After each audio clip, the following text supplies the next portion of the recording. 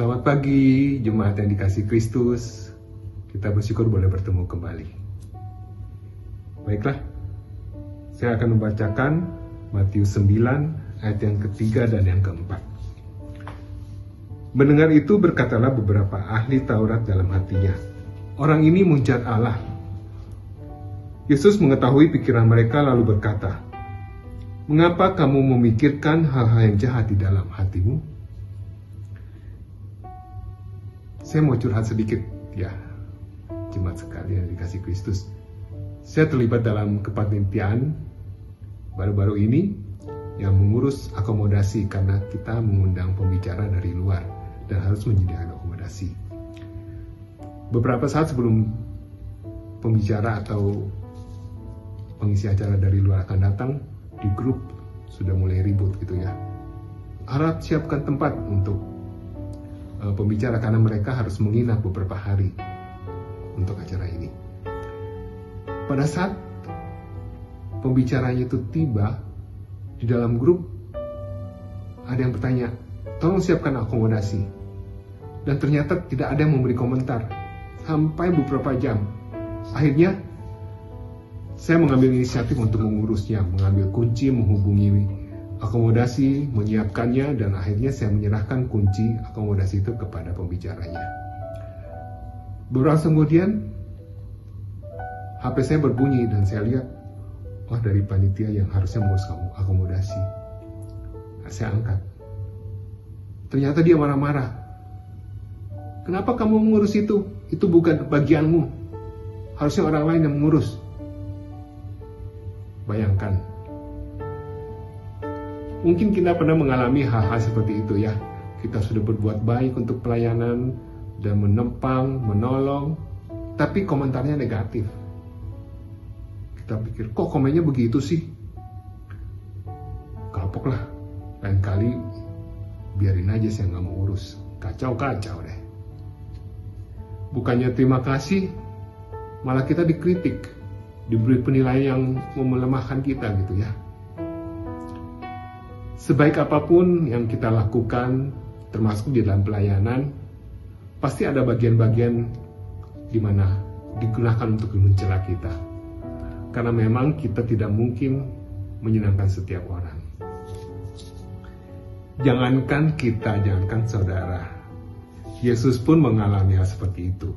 Dalam bacaan kita hari ini, dikatakan Yesus mendengar mereka, mengapa kamu memikirkan hal-hal yang jahat di dalam hatimu? Iya, jadi Yesus menyembuhkan orang lumpuh yang dipulihkan, tetapi mereka malah menghujat.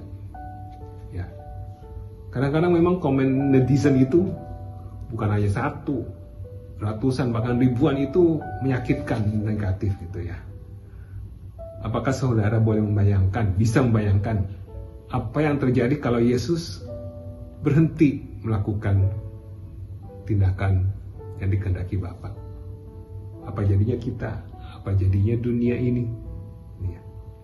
Apa yang dilakukan Yesus? Ia tetap melakukan apa yang Allah kehendaki ia lakukan. Dan pada akhirnya semua terjadi untuk kebaikan semua orang dan untuk keselamatan dunia. Jangankan Yesus dikritik, apalagi kita ya. Jadi Bapak Ibu, Saudara, mari kita lakukan yang terbaik di dalam pelayanan. Kalau kita yakin Allah yang sudah menunjuk kita, memampukan kita untuk melakukan pelayanan ini, walaupun mungkin ada saja orang yang berpikir negatif, ada saja orang yang mencela kita, tetap lakukan itu. Jangan pernah putus asa, jangan pernah mundur. Karena yang kita lakukan ini, itu adalah kehendak Allah. Dan akan kita lakukan ini bukan untuk kemuliaan kita, untuk kebaikan kita menjadi tenar. Tapi untuk kemuliaan Allah. Lakukan kehendak Allah bahkan untuk kebaikan orang-orang. Kiranya renungan ini boleh menjadi berkat dan kita tetap semangat. Tuhan Yesus memberkati kita. Mari kita satu dalam doa. Bapa di surga, kami menyadari bahwa kami tidak mungkin menyenangkan orang lain, semua orang. Tapi kami saat ini diingatkan bahwa kami melakukan semua pelayanan yang Engkau percayakan adalah untuk menyenangkan Engkau, bahkan bukan untuk kepentingan kami sendiri. Kalau kami terkadang merasa kecewa dan putus asa, kiranya Engkau menolong kami, agar kami tetap melakukan tugas pelayanan yang Engkau percayakan kepada kami, dan kehadiran kami, baik di gereja, di lingkungan, di tetangga, dimanapun, tetap menjadi berkat. Dan pada akhirnya, nama-Mu saja yang ditinggikan dan dimuliakan, dan kami boleh melihat Engkau yang bekerja dan menolong kami, dan memampukan kami. Terima kasih Bapa, dalam nama Yesus, Tuhan dan Juru Selamat kami yang hidup, kami berdoa. Amin.